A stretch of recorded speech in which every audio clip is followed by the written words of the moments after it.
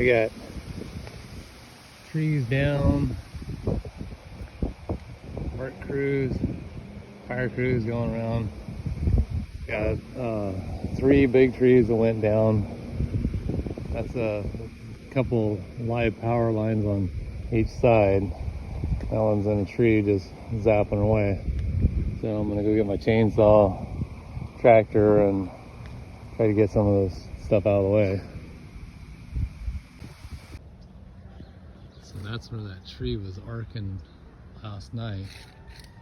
Burned that part of the tree, and then finally blew out right there.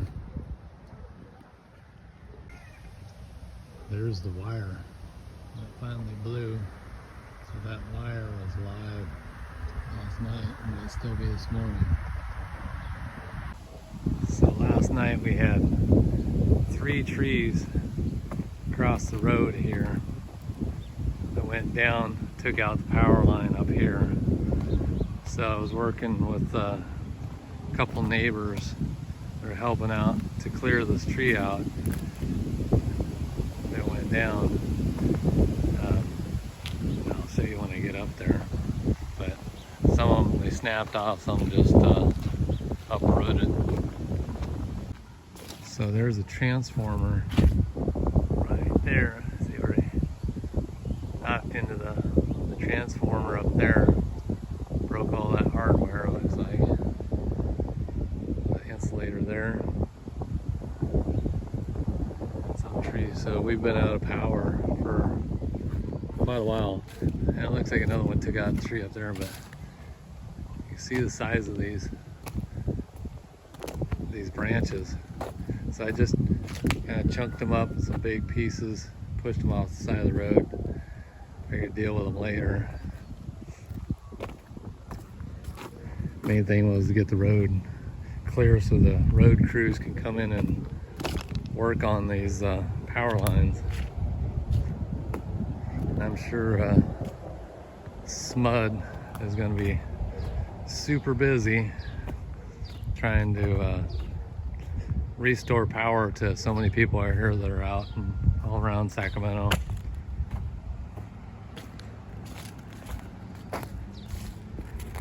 So with the help of the neighbors last night, we made pretty quick work on it, and we're real careful about staying away from the electric line and testing the wood first to see if it was hot, and then severed the section that was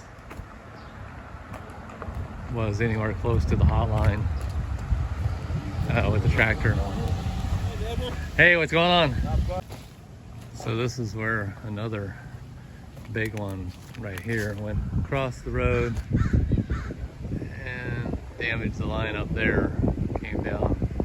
I don't know what line's down, but there was definitely, it was hot and burning in that one last night. So this one right here, I got to get in here and just start stuffing some sticks in it as a temporary fix to keep the cows from getting out. And I think I'll cut another piece off that so the car don't hit it. But that's a big gaping spot in the fence right there. Oh, last night, so this kind of moved a little bit. Last night you can see all the water underneath this thing as it came up. So yeah, a cow can pretty much slip right underneath that. So I just set some sticks up there last night just in case, but they will, once that water level goes down even more, they'll slip right under that. So just talked to Bill, one of the neighbors works for SMUD. He's saying all the power, they've cut it off now. But there's I don't know if you can see, there's a line just hanging down right there.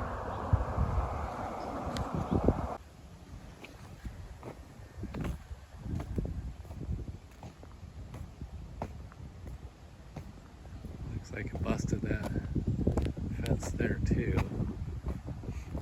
So I was telling the neighbor over here to check his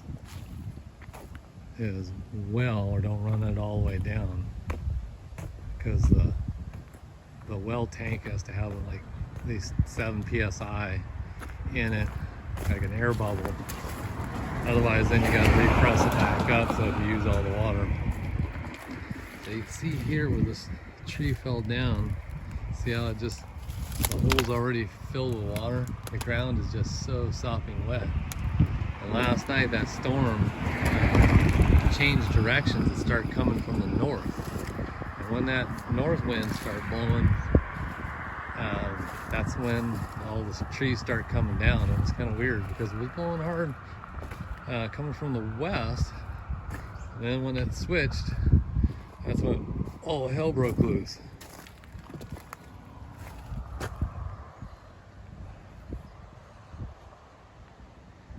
Anyways, yeah, so a lot of the rural homes out here, there's no city water, so you're on well water. No power, you can't pump well water.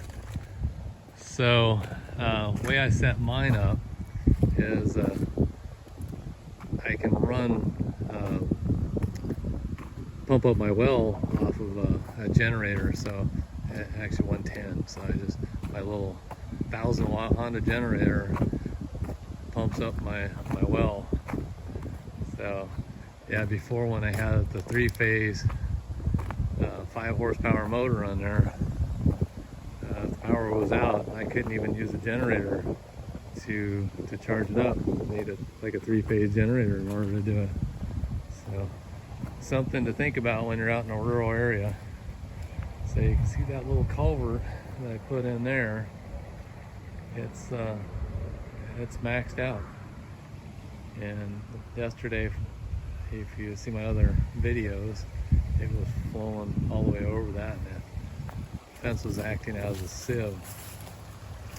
So half the road was flooded, and then it started flowing down the street. So there's another culvert right there, and that culvert is just not big enough to handle the water flow.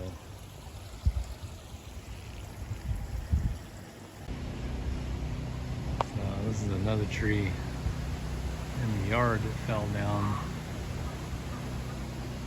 and it's great that that one came down because I wanted to get it down, and nothing got hurt. Chicken coop over there didn't get smashed. All's good.